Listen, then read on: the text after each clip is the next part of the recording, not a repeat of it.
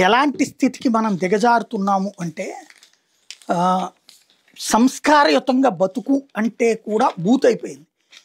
ఇదివరకు మగపిల్లలు అడ్డగోలుగా వ్యవహరిస్తారంటే ఇప్పుడు ఆడపిల్లలు కూడా అట్లా తయారయ్యారు అనడానికి సాక్ష్యం బెంగుళూరులో అంటే దాన్నేమంటారు మెట్రో సిటీల దరిద్రం అన్నటువంటిది.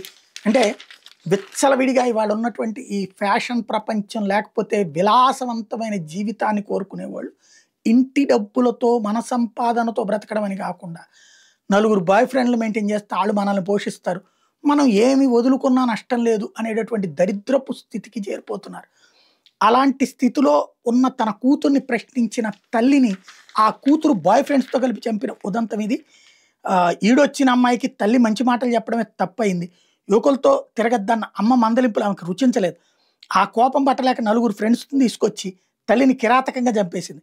బెంగుళూరులోని సుబ్రహ్మణ్యపురం ఠాణా పరిధిలో ఇటీవల ఓ మహిళ అనుమానాస్పద మృతి మీద విచారణ చేపట్టిన పోలీసులు ఈ దారుణాన్ని వెలుగులోకి తెచ్చారు.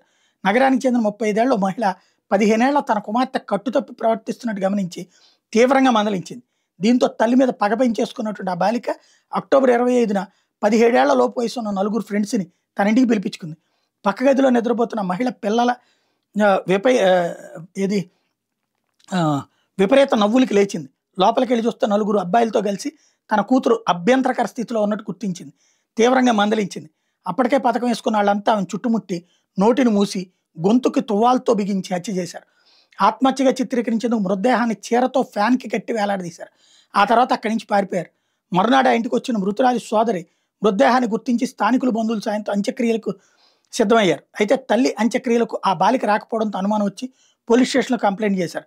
పోలీసులు నిందితులను అదుపులో తీసుకుని విచారిస్తే అత్యోదంతం వెలుగు చూసింది. శుక్రవారం బాలిక సహా నలుగురు బాలల్ని రిమాండ్‌కి పంపించారు. వాళ్ళు 17 ఏళ్ళు, 18 ఏళ్ళు దాటగానే వచ్చేస్తారు. కానీ ఈ బుద్ధితో ఉన్నటువంటిది ఇప్పుడు ఆ పిల్ల రేపు పొద్దున ఎలా తయారవుతుంది? ఫక్తు వ్యభిచారిగా తయారవుతుంది.